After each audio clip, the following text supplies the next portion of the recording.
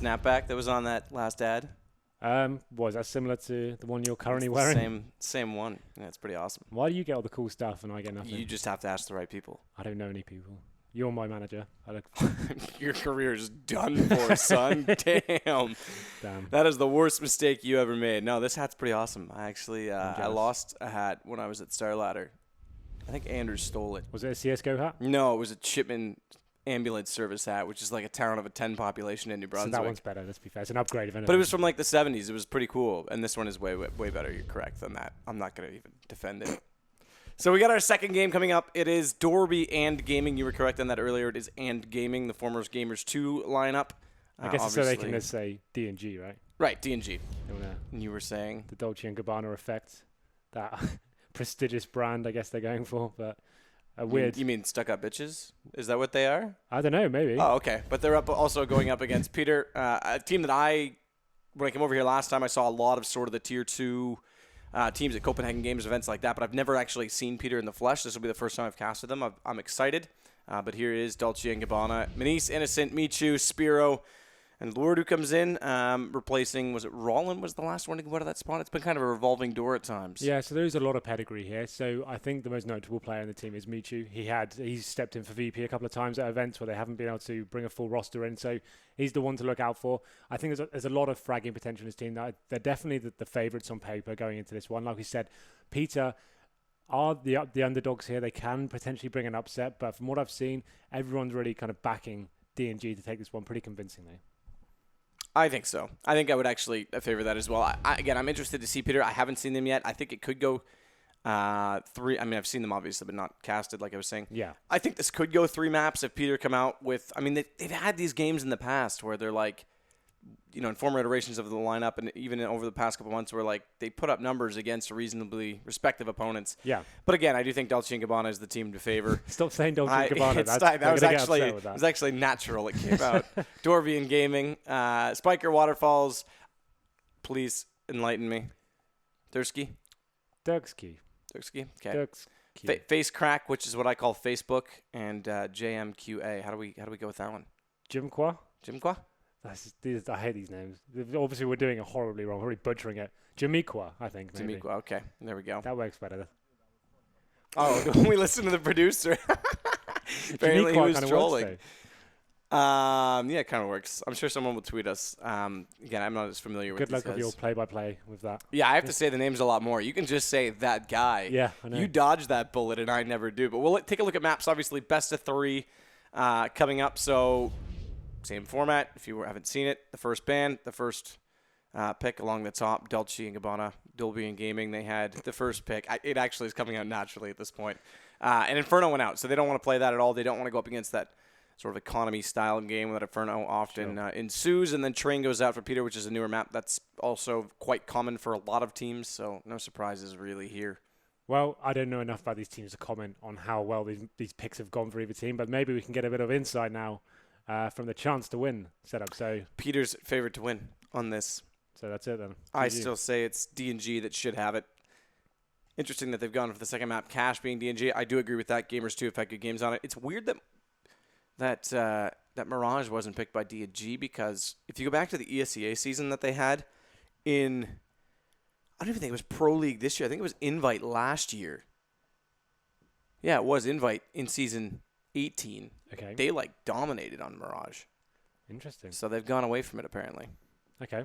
Well, we'll see how these go down tonight, I guess. Yeah. So Cobblestone first. In terms of predictions, I'm not really sure. Like I said, from what I've seen online, it looks like Dobry&Gaming have definitely got the edge here, right? So they'll be going into this one. I don't think it'll be such a convincing scoreline as what we saw earlier. Against Dignitas aftermatch, that was obviously a rollover, 16-7, 16-5 sort of situation. I think this one will be a lot closer. The fact we have Peter here, who are the underdogs, a lot of people saying when they go in as the underdogs, that's when they actually perform and surprise a lot of teams. Especially when you're going into teams perhaps potentially aren't tier 1. This could be an interesting game. Hopefully it is. I'd like to see some close score lines at least.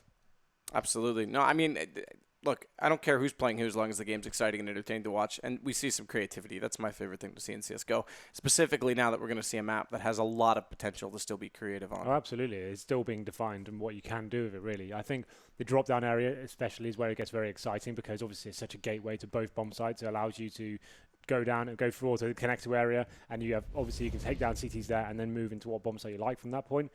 I don't think that's done enough at the moment. I think that's a lot of options there. The weird thing is that when you look at a map traditionally, so let's take Cache. You could also take Dust 2. Very clear-cut style of map. You take a square bomb site in either corner. In those maps, the connection point that goes straight through to the CT space between the two bomb sites, we call mid. Yep. Which would be drop almost if you looked at it that way on Cobblestone, and yet we call the A lower part mid. Well, especially in Source, we always called that mid. That was the area. Right. But even thinking about it now, because drop didn't exist. Yeah, but in Source, it didn't really make sense because middle only led to A, right? So you couldn't even get to B really.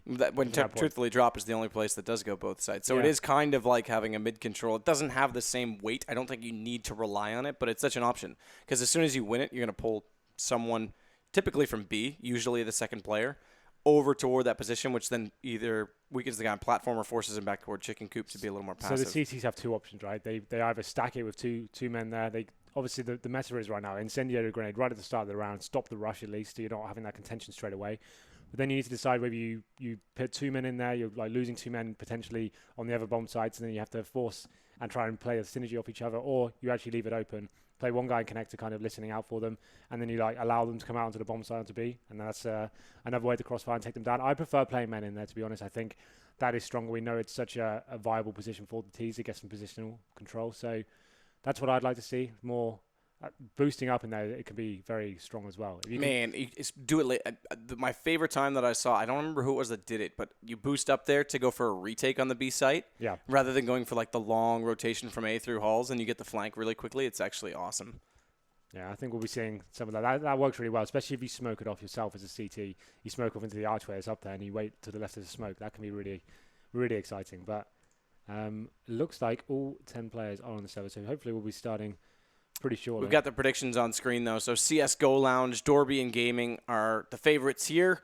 83%. That's pretty convincing when you look at it. It's actually almost...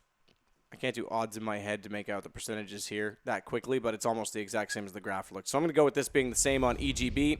And then on esports gaming, it's actually very similar. Again, 1.15 versus 4.33. And then Twitch. Wow.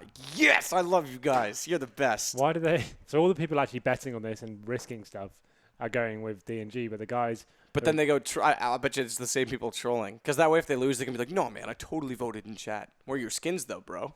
Yeah, that's it. You're not putting your money where your mouth is. You're just typing in a chat room. But I guess Peter, like I said, they're the underdogs, and people are calling them out as by being the success story when they're up against it. They're maybe not the favourites to win. That's when they come into their own, apparently. From what I do think that they, I do think they have a chance to potentially take a map here. But based on the map pool I've seen, I may retract that statement, which I made before we saw them, because we do go to Mirage. And Gamers 2, as they were, D&G are quite... From my memory, are very good specifically at holding connector. And if you go back to when Michu stood in for VP, thank you very much. He actually played a map on Mirage, and everyone was saying, and I think it was at a Gfinity event. Yeah, were you at that particular one? I wasn't casting it, but I was there. Yeah, that was the first one, and you weren't there. That's right. So everyone was speculating that he was stepping in for Snacks, and that Snacks is so good at lurking in that B site. And Michu actually played it brilliantly well. Yeah, he didn't have the same style, but he was very good at supporting on Catwalk.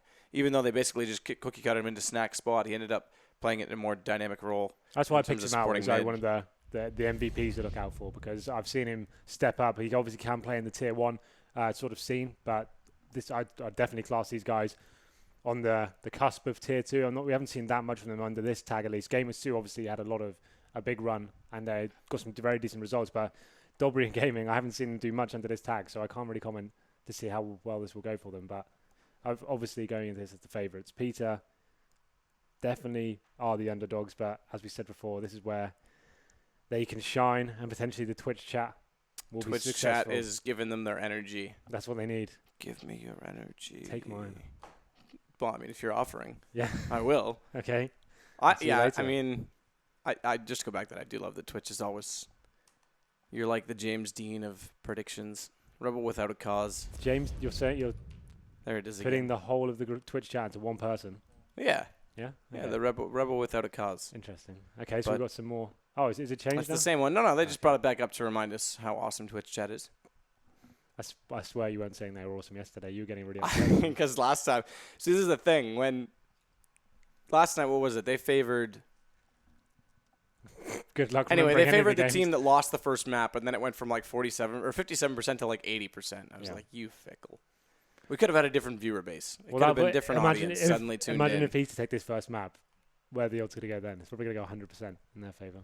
Imagine. It's true because, see, this is the other theory on that. To go back against what I was saying, to go what I was saying against the theory last night of everyone changing their vote. It could be that. So let's say Peter win the first map, DNG just like all the fans just leave. They just rage out, and then it would be 100%.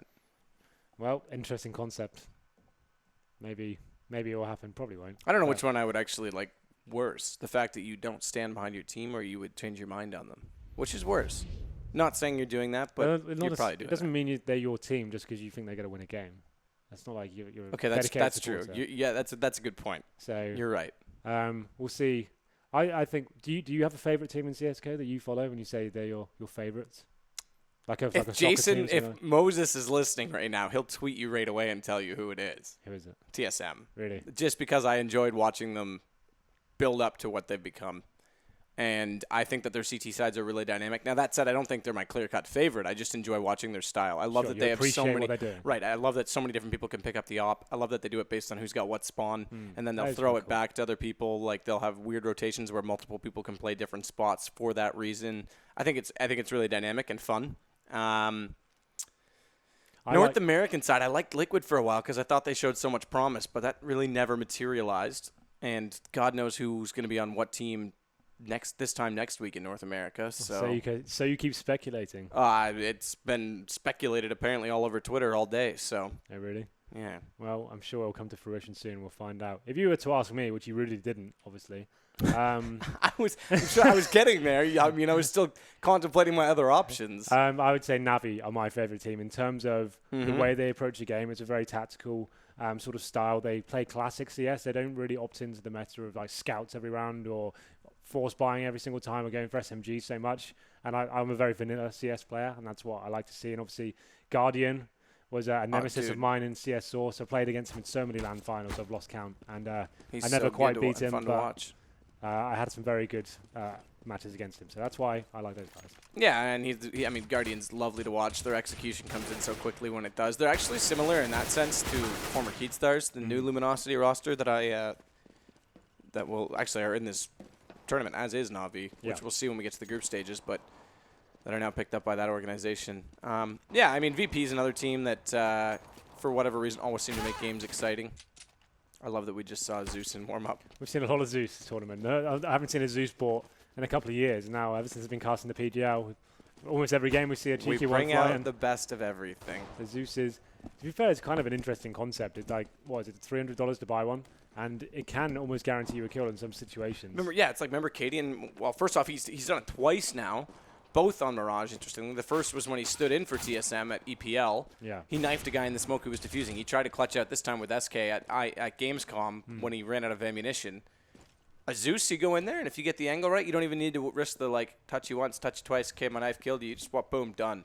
So there's situations. Yeah. Well, And we always see people playing forward in the smoke with them. I think I'm trying to justify. I don't think it's it more ever than going to it's come worth. into any top games, but it's definitely an interesting idea for some sort of scenarios when you're having a little bit of fun and you think you probably can get one kill and fall back. But I think we are finally ready. It's been a long break we just sat through. It's actually the gun I use the most in the game. That's why my stats are so bad. Yeah? The Zeus. The Zeus, well, that would explain whatever rank you are. I saw it earlier. Double AKs, was it? Wood 2. Would too. Nice. Not Yeah, bad. Just above Potato. It's, Potato was a grind. I had to get out of that one. I swear to God, it was elo hell. It wasn't me. My teammates were dragging me down. Right. So here we go then. There will be no knife round. This is Peter's. Was it Peter's pick? They're starting T side. You assume that's what's happening. This is DNG's pick. Okay. So Peter's starting on the T side. Interesting. Yeah. It is a little bit interesting. According to the graphic, this was DNG's pick, unless for some reason that somehow got confused, because we do go to Mirage second, which was Peter's pick. Peter Piper picked a pick of Mirage. But things already starting, and aggressive Michu in Olaf Arch already, as I've dubbed it, just due to the fact how Olaf played it initially, and as a result of almost Olaf alone and guys like Markelov in the same position, that's commonly Molotoved off, but as we are in the first round, there are no Molotovs, so Michu might be able to stand there long enough to get the flash come out, and it works perfectly. 2 shots, first to face crack, and the second into waterfalls before Dursky can get the response to Lord, but that's going to be canceled out now too by Michu. And we see Spiro win the duel against the Lurk player, so very convincing pistol round. We see a lot of T teams, if they're going to commit to the B bomb site like that, you're better off almost rushing it instead of allowing the CTs to get at decent positions and get their crossfire set up. I would advise, if we're going to send everyone there, get them all in as fast as you possibly can, and then you can potentially apply the pressure. But now it's going to be the force buy from Peter. They get the Tech 9s, they get the armor. They're saving, it's going to be Dirksky with the Glock. He'll obviously be the OWP player going to the first round, but you can see them going towards that B-bomb site once again. All players to drop down now. Flashbang comes in. They make the lane to drop down. Make the opening kill as well. This is where it gets interesting. As soon as you get that first kill, you have a much better chance, but the CT's answering back. Lord taking down 2 frags there, and it's going to be a 4-on-2 now, but Spiker takes down Maniz, and they actually have a very good chance of winning this round now. The retake is on. Possible, but that bomb is still grabbable. It's in reaching distance if they can get their hands on it, which they now do. JMQ's the one to pick that up. Michu, meanwhile, is taking down Spiker, so a great start to the game for him. Appropriate that you highlighted him as the player to watch, because so far he's been entertaining. It's Spiro to pick up the last kill. It is 2-0. And we won't see any bomb plants, so nothing surprising after that buy from the That's Ts. why I liked it, that they didn't give their AWP player anything to work with then. Obviously, 4 players getting Tech 9s, getting to the site, no bomb going down, but at least it makes it to the point where they will have a decent buy on 1 player, at least, so they have the AKs and the AWP. So maybe that's the kind of game they'll be going for, more of a pit-style mentality and then an execute. But the CTs, keeping their economy pretty strong here, P90s, and pistols as well for Lord and Innocent. But there you go, Michu playing that Olaf position again we talked about. Takes down the first frag through the smoke as well. And it looks like the round is falling apart slightly for Peter as they make their way to the B-bomb side again. But the bomb is on the other side of the map. He'll be trying to sneak one in, but he will be found out. He is found out. Lord, meanwhile, though, finding out where Dursky's playing. Finding out all of the things. Together, we're learning. Well, I think T's about to learn about death as that final shot comes in. I don't think he had time to comprehend the thought. They should have done it slowly if they wanted to teach him. Well, I talked about the player saving the money, didn't buy anything. That's Dirksky, and he won't actually go for AWP, which is weird considering he went for a full eco. You would assume that's what his game plan was there, but he still has $1,200 in his bank account, and he has a full buy. No Molotovs for the Ts. Cobble, it's okay, I guess. It's not really one of the maps you have a chance to flush out many CT players. You're almost just you go towards a B side perhaps, but now the CT is going quite aggressive in the long A apartments and seeing what they can do here. Nice little crossfire here is a good way to open it up and push the Ts away from ever entering the area again, but they're going to be going fast through middle. Deep smoke in from the CTs means that even though they've pushed into middle, they can't get a read at the top of mid. Meanwhile, though, they still don't want to go out toward long. Highway, as we've called it, and I'll explain that one in a minute, but meanwhile, it's going to be Spiro to take down Waterfall. They are going to come up danger, and that's why we've named it that. Highway to the danger zone. As Spiro is taken off the aircraft carrier quite sufficiently. It leaves JMQ again. And now we're starting to see why D&G picked this map, because not many kills even going their way. Really good control of just about every choke point, and not a lot of movement. They went for that crossfire in the long area, and it worked out perfectly for them. P90 is very strong and viable on Cobble especially. There's a lot of narrow choke points and areas where you can run and shoot as well. So you see teams like Fnatic running the P90 on this map almost all the time. They love it. They think it's great. So obviously very convincing round for D&G. Get themselves 4 on the board, and now Peter have to answer back. They're actually not going to force this one. It's going to be P250s and Tech 9s and 1 Glock chucked in for fun. But maybe another B rush here, as you can see the players making their way over there. But they actually slow right down, and I'm not really sure what the plan's going to be here, because they haven't got any flashbangs or anything. They've got 1 player on armor. The bomb's being dropped. Potentially just waiting for the smokes of the CTs to run out first before they make their ascendance onto the bomb site. But ultimately, this is a throwaway round, and not a lot they can do here, especially when the CTs have full rifle and all buys now. Spiro's going to find face crack. The pistol's not doing much, and D&G not even allowing it to get space.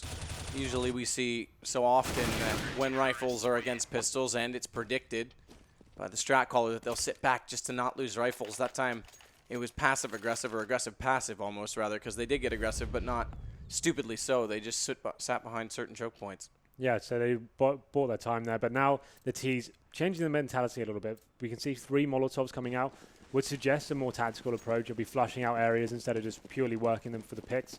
No P90 this time with the CTs. It'll be interesting to see how they actually approach that long A area. They're only sending 1 player there this time, but that's not the AWP player. It's actually Lord with an M4 towards middle, playing it very close to the smoke grenade. And he may be pushing through that. He looks like he wants to have a go, but 3 players towards the B-bomb site.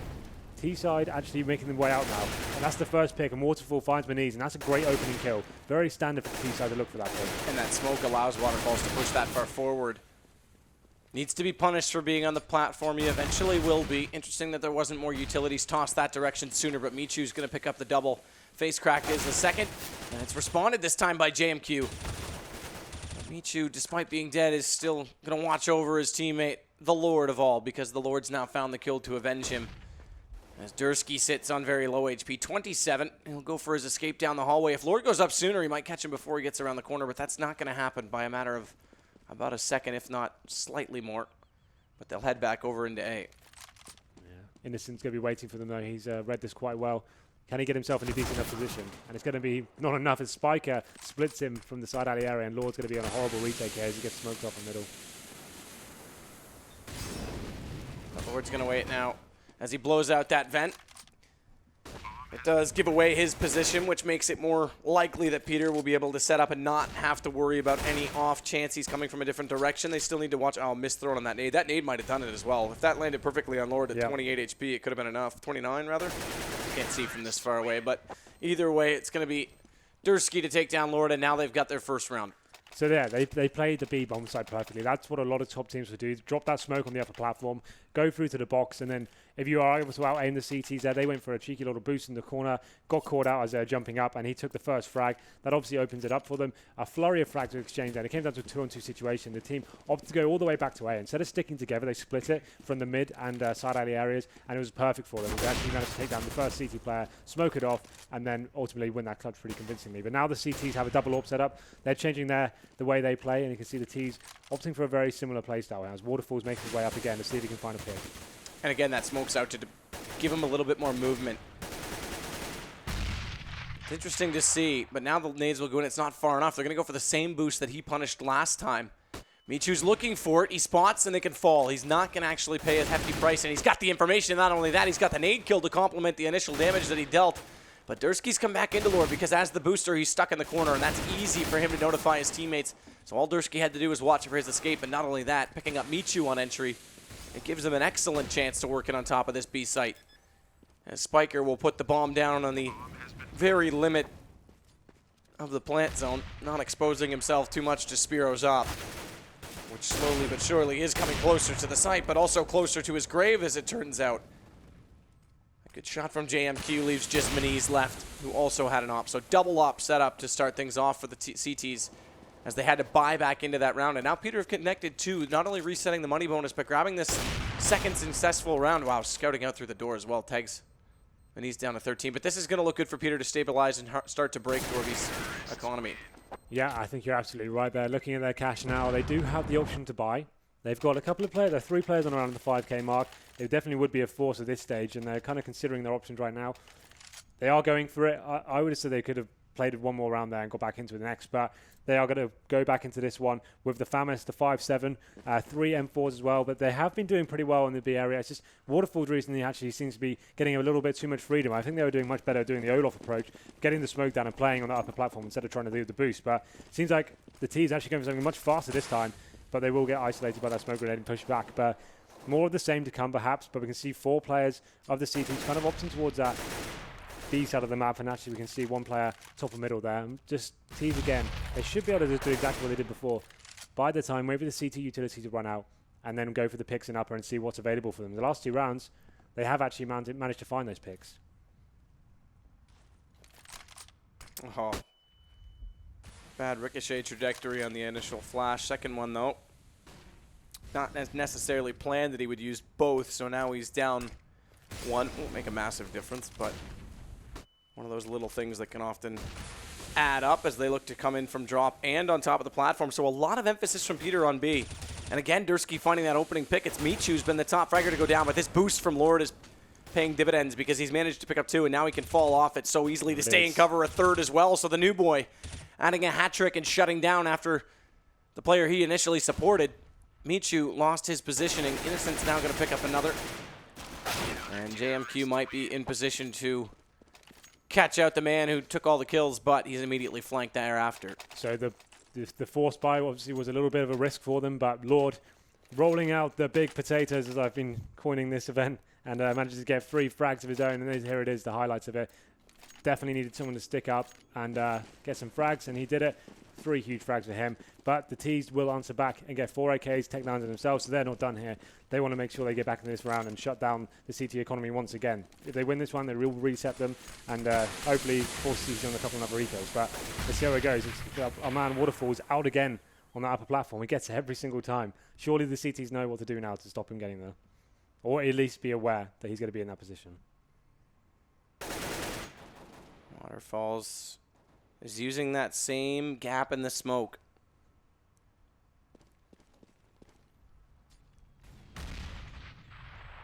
They fall back this time, anticipating perhaps the same boost. And try a different approach just to stand. In fact, there you go. They're going to Molotov that corner as well. Perhaps just, as Valve said about not having international, an alternate approach to solve a similar problem.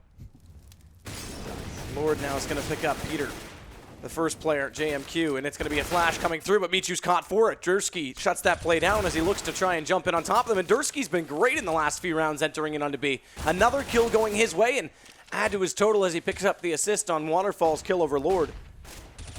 Not to be confused with the 17-year-old singer from New Zealand, mind you, because this is the Counter-Strike player from the CIS region as Innocent gets back into another kill. But that leaves 3 players still alive for Peter and a bomb that's been planted on the B site. So the retake is going to have to be swift and efficient, and already that flash coming out on Innocent. It gets face cracked the other direction back to Maniz. I thought he would take the peek initially toward Innocent, who's gone very low on HP, but in the end, it's Dursky to get there. Yeah, so Peter pretty much doing the same round every single time, just waiting until about the 1-minute mark. CT's using most of their smokes, and Michu actually went up for the aggressive play towards the smoke there, but got shut down. I think he tried to walk through a little bit and got taken out, and that was the opening of the round for Peter. Got into the bomb site there, made the AK frags they needed to do, and like I said before, winning that round was huge for them because now the CTs are forced back. They reset their economy. They've got really nothing to play with really. You can see some P250s, 5.7s, a CZ there.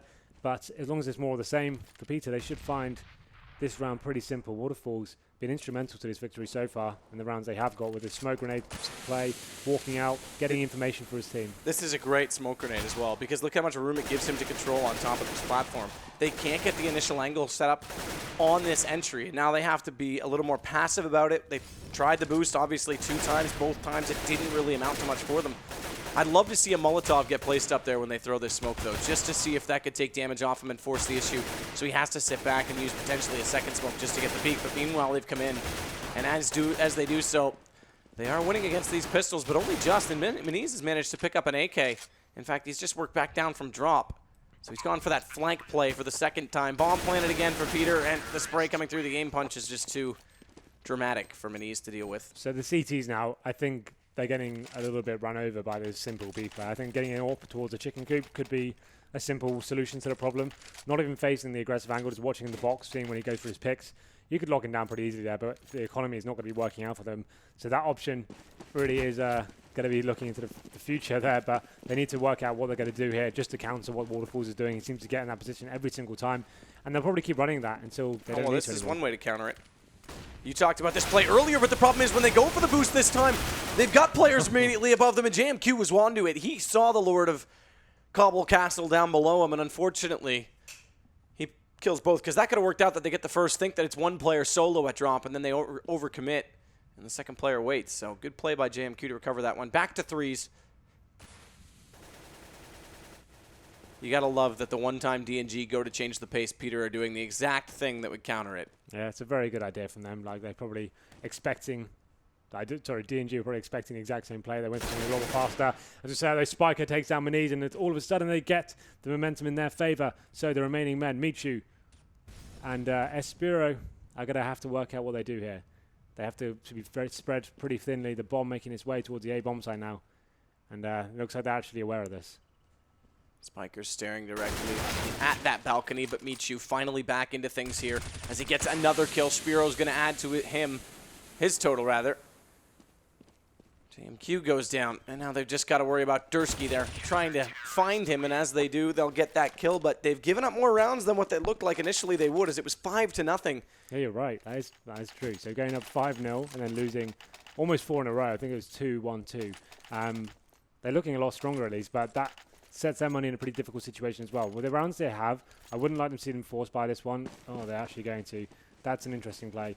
So they're going to have 3 people on pistol by the looks of things. And yeah, this could throw away the rounds they've gotten. Yeah, I don't think this is required. They've got a decent bank of rounds so far, but now they're going to be forcing it with this buy. And they need to make sure the man Waterfall is getting those picks again. He's got the AWP this time, though. Exactly the same play, but with a bigger rifle. Let's see how it works out for him and whether he can find the same sort of frag. Shot from Waterfall again, punishes Lord. But Michu's again forward as he has been in the early rounds, but not as of late. Perhaps deterred, a little bit timid after the rounds they lost in that position. As now a flash goes in to drop, rather a smoke, excuse me. That means that so all that smoke does on that window is if there's a second player, like you said, some teams putting 2 players on either side of it, is looking at drop.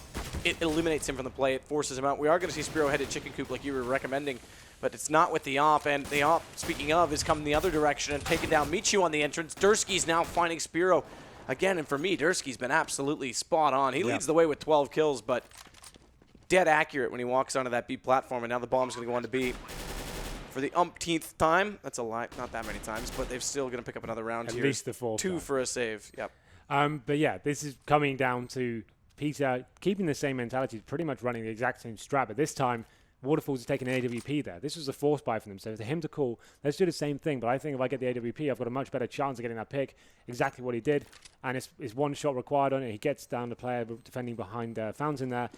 And then all of a sudden, they look very strong in that position. He just needed to find that 1 kill. He knows he hasn't been contested there once, really. They let him get to that position every single time, and they're facing him as well. They're either doing that little boost in the corner where it hasn't really worked out for them too much, or they're sitting behind the fountain, and he took him down.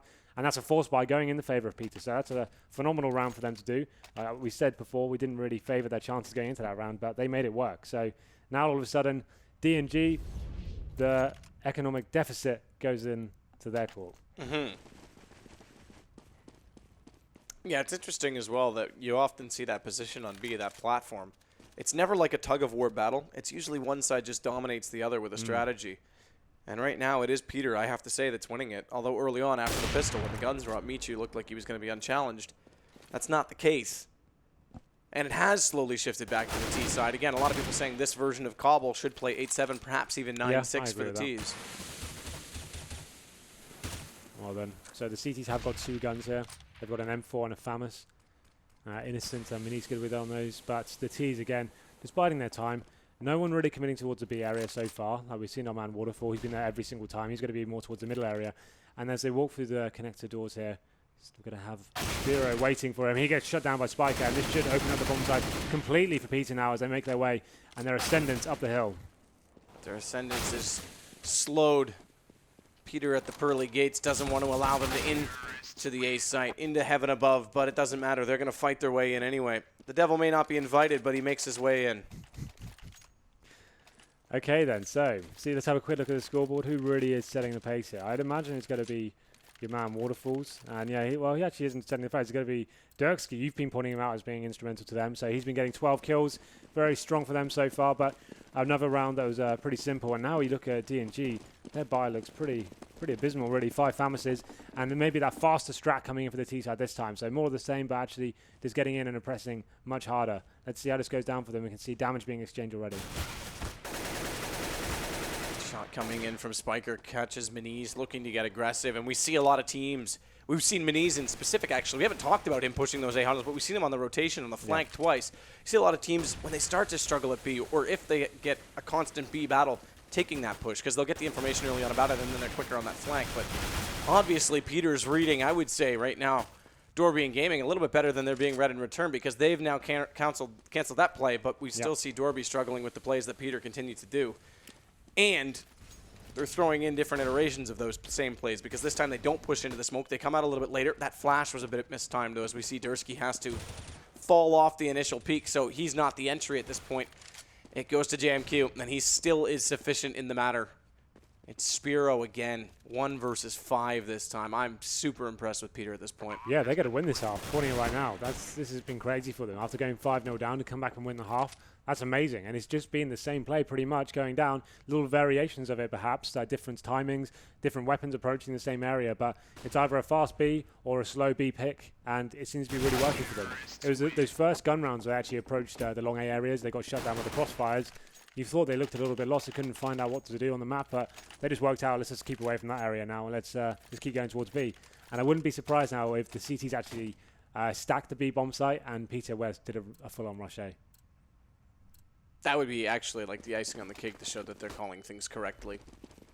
So far, they're not heading that way. We see them just deploy a couple flashes and spawn just so they can pick up some more Molotovs. So that changes things. Where are those going to be deployed if they go into the drop room potentially? And Spiker's setting up that set smoke from Courtyard, which I do believe lands in the connector. Either way, it's Peter to walk out. Michu managing to pick up 2 with the pistol this time. Does go down in the end. Waterfall's not hitting the shot on entry with the op. This time he will. Lots of time to line it up on Spiro. There's a Molotov. The first one is deployed on top of the site. It's JMQ now to take down Lord. Moniz has come for his flank, so they don't cancel it this time. But look at Spiker's position. He's managed to work all the way in by the tree, come around to the drop, and unfortunately Innocent's caught reloading. They will win the half, as you said, 8-7 after being down 5-0. They change things up. They get the guns. And Dobry&Gaming, a little bit lackluster in the end there. Didn't seem to adapt either. Like I said, if they'd got the AWP and stopped force buying so many times, got the AWP at the back of chicken coop, that's the normal response a lot of teams will do, right? They'll get in there and you shut down that B pick quite easily at that point. And then you've got the favor. You need to land one shot instead of the AK having to scout all those different positions on the map. You have the advantage. So very surprised as to why they didn't do that. The other option you have as well is just leaving one player onto A. That's the AWP play. He just plays very passively on the bomb site and you play 4 rifles towards B. That's what I'd probably be calling if you're losing the bomb site every single round. But here we go then. D&G on the T side now. Looks like they'll be doing something that's very similar actually. 4 players over towards the B side. They've got 1 player distracting, and that's going to be in the form of Moniz. He's going to be over towards the A mid area. And here we go. The execution also is coming in through the connector area. Spiro looking for a potential shot with this Tech 9 because he's made it out of drop. He does have to deal with a knife coming out. What? That actually hit from that range? He looked like he was a mile away still. And he now picks up the Tech 9. So the knife play, more than viable in that situation.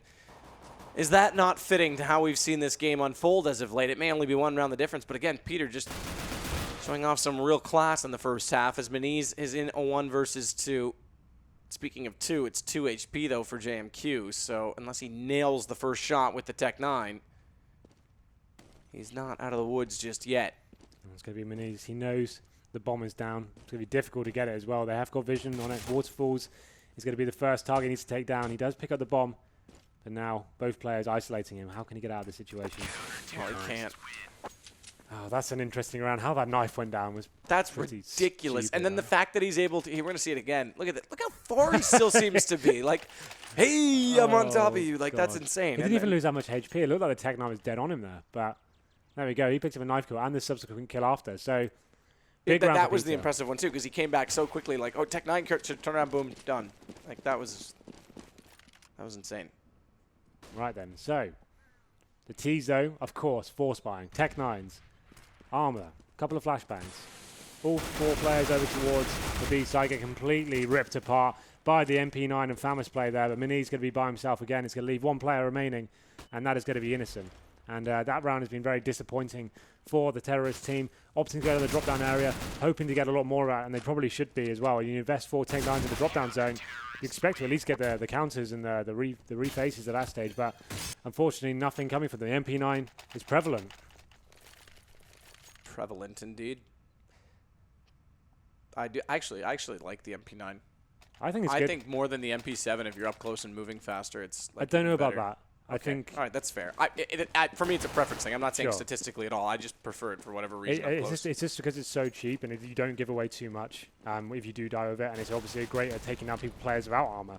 Against armor, it's pretty difficult to get kills, but they actually made it work for them right there. It was actually quite impressive getting up 2 or 3 with that weapon. But there we go. It's going to be a full eco from D&G now, and they make their way towards long apartments area. First frag going down for JMQ, and he should just fall back in this situation.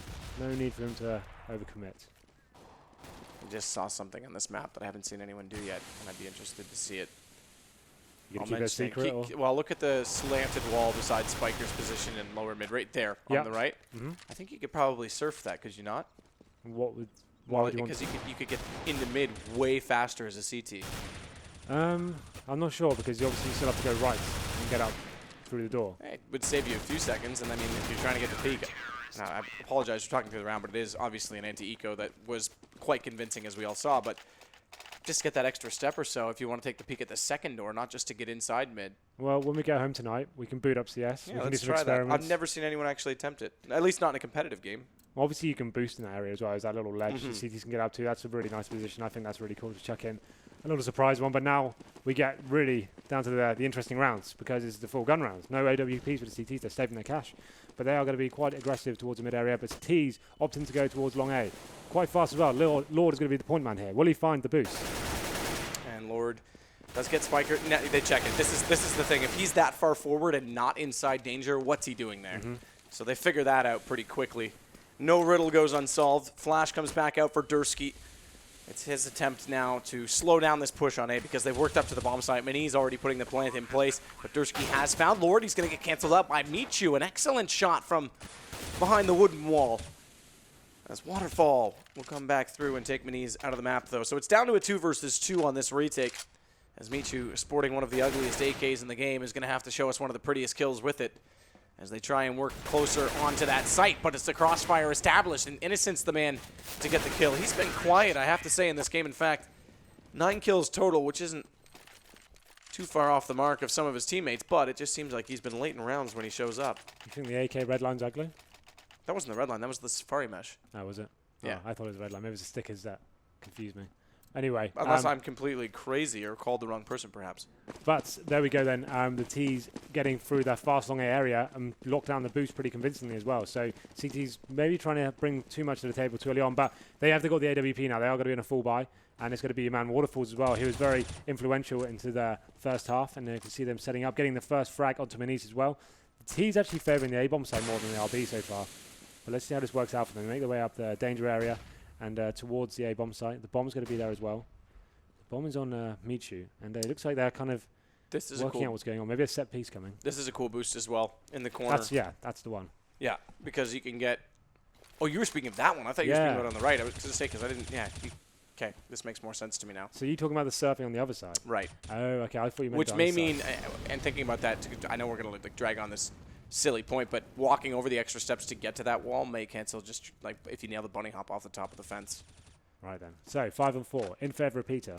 They have got the boost, which could be very formidable. In this situation, it looks like a set piece coming in from D&G now. But Michu finds Spiker. Now, last time, by simple timing and the fact that Spiker was caught in no man's land, they found that boost. This time, I'm not 100% sure they will. In fact, they will not, as JMQ. A bit surprising he took the first shot as soon as he did, because he could have turned a little bit further and just to make sure there's not a second player coming through, but whether he didn't hear it or just didn't care, the kills will go Peter's way on B regardless. It's going to be elementary at that point, because obviously no one else has a kill, so we'll never know how that could have gone down for him. But a convincing round for Peter, and we talked about the economic situation here. D&G took one round, and losing the subsequent round after that, you only get $1,400, and they'll be going into yet another eco, being the storyline for this game for them so far. After going 5-0 up, really did struggle to get back into the series. Peter looking very strong right now. The money's getting pretty strong for them as well. You can see the Famas being kept for Spiker. And it looks like we're going to see some aggressive play onto long A area. But all 5 players with the T's over towards the B-bomb site. But a smoke and a flashbang, they'll just be looking to get a bomb down at this point. They tried to get a drop down before. Really didn't work out for them. Minis, he has been trying to work that mid area quite a lot by himself to no real avail. I haven't seen that really work out for him. But let's see what happens here. As if 4 players are making their way over to B, it's just going to be a matter of time before they get sprayed down again. I think, anyway. Well, it may not be quite as quickly as we thought it would because they've gone in late enough that Peter's gone slightly more passive in their positioning, although Waterfall and Dursky forget it. You're not going anywhere near the bomb site to plant this. I mean, Peter, whew, I'm super impressed. And how far have Gamers 2 faded as of late? Obviously didn't qualify, obviously Dobry&Gaming, they're not even Gamers 2 anymore, but not qualifying for the major and E-Bettle doing so. That was a big thing, right? That was a huge deal. Right. It was like a swap over of the Polish. Was that like, the reason hierarchy. that they left Gamers 2 and now they're in this org, or was it I don't know. I mean, there's always lots of reasons. Who knows? Sure. Maybe things just weren't working out, but you can speculate that that likely had something to do with it. But there we go then. And just results in general, perhaps. Yeah, I guess. But the CT's now still just looking very strong. Every situation thrown at them, they're reacting to, making sure they lock it down pretty convincingly. And the T's now opting for more of a B-side play. They're not going towards the A area, but Michi's going to be locked out straight away by that smoke. He won't be able to do the same sort of positional control that Waterfall's had access to. We can see there's one player, it's going to be Maniz again. He's always the isolated player towards A, and I don't think he's actually being that convincing over there. I don't know why they keep trying it. Oh, Waterfall.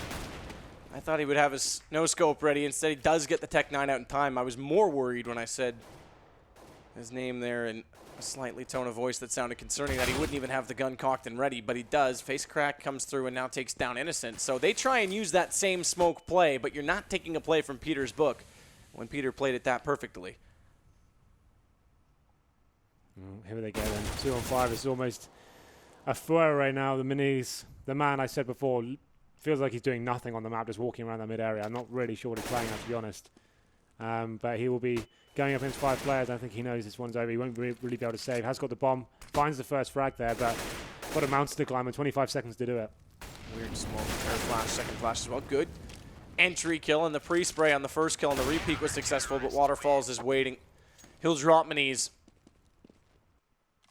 And this looks like it may be getting to the stage of it's going to be too far gone for D&G. Dolce and Gabbana, as you coined them. You coined them. I just got it stuck in my head. I don't remember saying it. Okay, all right. This is enough. Go back on the VODs. What happens off stream apparently stays off stream, huh, Henry? But now we go into the round that's going to put Peter to match point, and you can see that D&G aren't even going to force by this one. They're trying to play the long game, but I think we all know this one may be over. And again, they're favouring the A-bomb side, going towards the long area, and it seems like JMQ may pick up some huge frags here. Oh, they check danger. They've already got someone at the bottom of the stairs, and yet they turn all their attention away from it. Don't even consider the corner as an option. 2 players looking there. Usually your first, okay, your second needs to make sure the off angle's covered, and Spiker makes everybody pay on the retake of the highway because his teammate may have dropped. He certainly did not. So, match points has arrived. Peter, 15. D&G 8. If you're just joining us, this is the first map of the other side of the bracket of the second PGL qualifier for Europe. And this is a series we expected D&G to be pretty comfortable in as well. They're going in now, potentially losing pretty convincingly losing this first map. Do you know what it is? What is it? It's Twitch chat giving them their energy. They took all that energy and have converted it into frags. Well, and potentially more as well, though, because they're going to go for this boost. They think better of it. They see a nade get lobbed above their lovely little heads and have to fall back inside the site. Now, they also had a passive hold at the platform while they were doing all that. Now they'll strengthen the B site directly by having 2 players near the statue, but it's still going to come. They don't care, D&G. They want to get down drop. They haven't yet put a player out on platform, so those drop players have to buy themselves some time. And as they do, wow, Waterfall, okay, he did see it. He just couldn't get the gun back out after the smoke was thrown because he was staring at the upper half of his body quite clearly through that smoke, but manages to get the kill. Maniz, though, is now gone down to Dursky. Michu going to fall as well. Dursky really stepping up and impressing this game. Innocent, the last that's left. 1 versus what was 3, now 2, to push this one out a little bit further. And the nade puts him on 1 HP. yeah, he really is going to do well with 1 HP, no bomb. He has got quite an advantageous position, though. But It's given up. They know where he is. GG. Because as soon as he repicked toward that door and spammed, it was heard. GG indeed. I'm very impressed by Peter. I mean, it was 5-0 at the start. Even I was already thinking, wow, Michu's looking so solid at this long position. Yeah. These guys have a full control. Their positioning looks really comfortable. We didn't see that result coming, Matt. I think No. that's the headline here. Everyone, including me, said this will be a pretty easy game for them, and now they're going losing the first map, which was their pick as well, I believe. Was that Peter's pick or D&G's pick? Can you remember? That was D&G's pick. So okay, now that's even more we interesting, go to right? Mirage now So for you, Peter. you lose your pick 16-8. You've got to ask yourself, have you got enough to keep going in this series? But yeah, interesting stuff. And I think I thought we were gonna have the scoreboard there. We thought so. It was a teaser. We don't need to see the scoreboard. We just saw the game, and we know that Peter won. I'd like to see some of the kill stats, though. I would like to see how many times. Who do you I think Waterfalls is going to be up there, and what's the Dursky. Dursky, that's the chap. I'm more curious though to look at who got first kills the most, if we can get there, because if It'll the be first Waterfalls, kills, surely. He was the one. But on no, well, yes, okay, you know, it could be because Waterfalls had a lot of those entries with the smokes out. Yeah. But Dursky also picked up a lot of doubles from that position. But you're right, it may not have been the first kill. It could have been follow up because Dursky definitely had some entries T side as well. So looking at the T side, but more interesting on as well. Just to go back to the point, I'm not even interested to see what individual player. I'm interested to see how many times D&G even had the advantage. Okay, so they got a number of first kills. They actually had, what's that total? 11 versus. Why did my brain just stop? 11. 8 and 12. Oh, you're talking about the first one as well? Yeah, first kills. So it was actually 11-12 in terms of first picks. Interesting. Okay, then. That's closer than I thought. So let's have a look who really stood out there. It's going to be JMQ, actually, was the headline act. 25 frags for him, 10 headshots. Not By the bad way, at all. that's 13 for the second one. My math really was awful there. God. Just don't tell anyone. So there he is. There's your MVP. I liked Waterfalls. You liked Dursky. It's actually JMQ who's actually leading the way. So congratulations to him. Very good performance. And obviously a very strong map from Peter. Something we didn't expect. 16-8 in the first map. There is 2 more to go potentially. So a chance for D&G to bounce back. But considering that was their map and they're losing 16-8, all of a sudden I think the Twitch chat may be favoring ever so slightly. I'm not joking. Last year with PGL, Twitch chat actually was like, I think 90% of the time right. Like TSM over Fnatic, they called it every time. This year it's been the opposite. This might be the first time they're right. Okay. Well, I'm interested to see where the odds sway. But I think we'll be taking a very short May break. the gods ever sway in your favor. Before we come back with D-Mirage. So don't go anywhere. It'll be 5 minutes or so. But we'll be bringing you map 2 between D&G and Peter.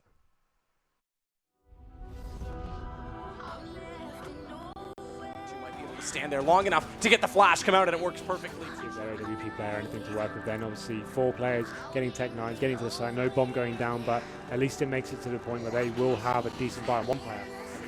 And on top of the platform, so a lot of emphasis from Peter on B. And again, Dursky finding that opening pick. It's Michu's been the top fragger to go down, but this boost from Lord is... You talked about this play earlier, but the problem is when they go for the boost this time, they've got players immediately above them in JMQ. Or potential shot with this Tech 9 because he's made it out of drop. He does have to deal with a knife coming out. What? That actually hit from that range? He looked like he was a mile away. I'm not sure because you obviously still have to go right and get out through the door. It would save you a few seconds, and I mean, if you're trying to get the peak. Slightly more passive in their positioning, although Waterfall and Dursky are, forget it.